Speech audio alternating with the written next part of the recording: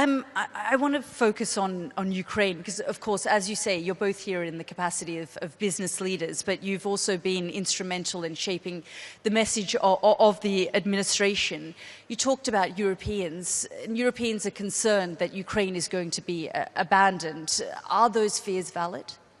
I don't think Ukraine is going to be abandoned, but I think for years, again, it was the same thing as the last answer, which is, well, we want to attack Russia. We want to do this. Well, when it comes to actually writing a check ourselves, no, the U.S. is going to do it. The American public doesn't have an appetite for that. Since the invasion of Ukraine, I heard major leaders, Mitch McConnell, the leader of the Senate in the United States, saying, it's the #1 issue for Republicans in the United States. And I say, that's weird. I speak to Republicans all over the country every day, probably far more than Mitch has ever spoken to, despite his 379-year career in politics.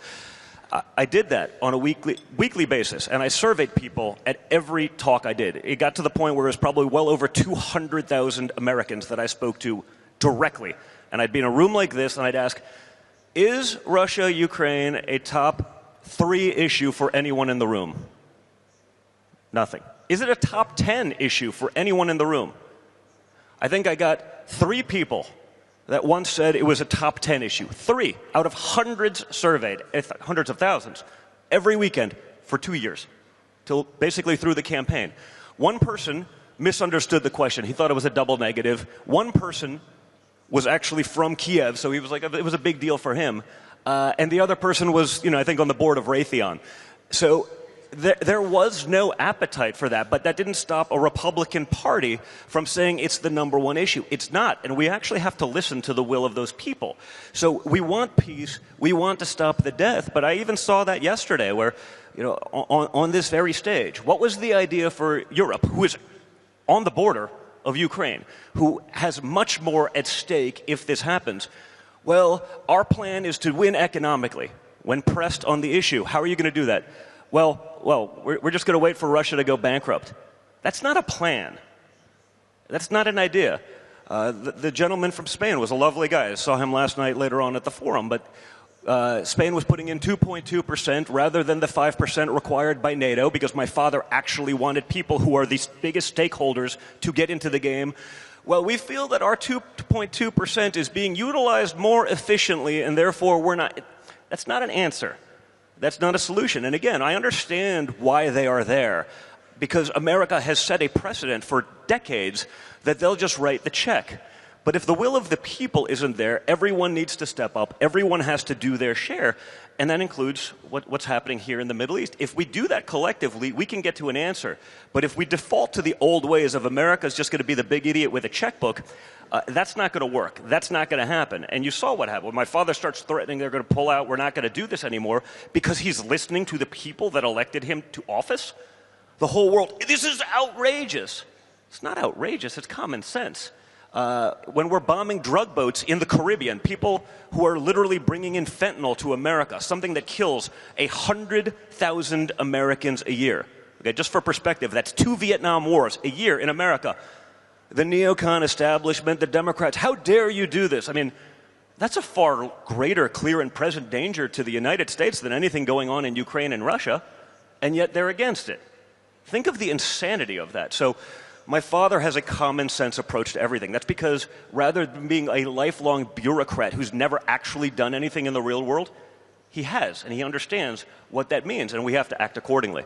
Yeah, so I just want to say one thing on that. Going back to the gentlelady that spoke yesterday, I think she had a Freudian slip, at least I hope it was one, where she talked about what we did to the Russians in Afghanistan. That's not a great comp, by the way.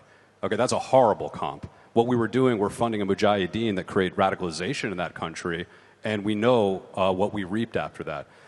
I'm a business person, I look at this. We've spent almost $300 billion over there, and now we find out that Zelensky's #2 is under investigation for corruption. Where's the audit of where any of that money went? We should be asking those questions. We have over 300,000 people dead. It doesn't make sense as the United States to have enemies in both Russia, China, and then also add Iran in there. So from a strategic standpoint, again, speaking as a private citizen, my sense is you should act as a reverse Kissinger, neutralize the Russians, and then focus on the real threat that nobody seems to want to talk about except his dad, who started the conversation, that China is the one that you need to focus on. One of the most amazing things I got to witness, I was this summer with my beautiful girlfriend Bettina in Monaco.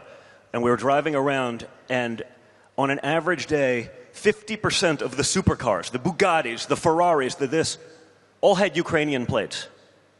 Do we think that was actually earned in Ukraine? I'd been to Ukraine 20 years ago. It wasn't like there was a plethora of wealth there. And yet, you see the number two there getting arrested for stealing hundreds of millions of dollars. You hear all the rumors about what's going on. When I see every license plate on a supercar in Monaco being Bugattis, the rich fled. They let what they believed to be the peasant class fight these wars.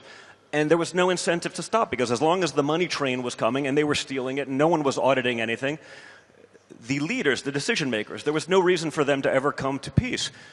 No different than Putin. It wasn't the son of oligarchs that were fighting these wars. It's someone from Siberia that they're sending there. And he utilized the war to rebuild his manufacturing base. It was very clear that the sanctions that we put on did nothing to actually help. All it did was jack up the price of oil, which allowed him to basically pay for the war with the delta between the two while building up his manufacturing base. There was no incentive for anyone to ever get to the table. Zelensky knew he wouldn't win another election again, and they were continuing to steal. Putin was building up his manufacturing base, and all we had in the wake was millions of young men dying for nothing. I mean, obviously, Ukraine has a massive corruption issue, and as you say, it was a far more corrupt country than Russia, as delegated by the United States government prior to this war. But then, because of the war, and because he's one of the great marketers of all time, Zelensky became a borderline deity, especially to the left, where he could do no wrong. He was beyond reproach. Years of corruption, years of graft and theft on a world stage that everyone in this room knew was happening, was totally absolved.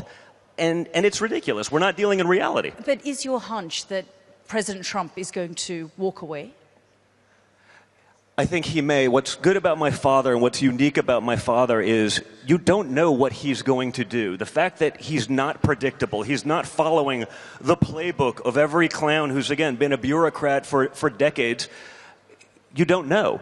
And so that forces everyone to actually deal in an intellectually honest capacity, which has not happened in far too long.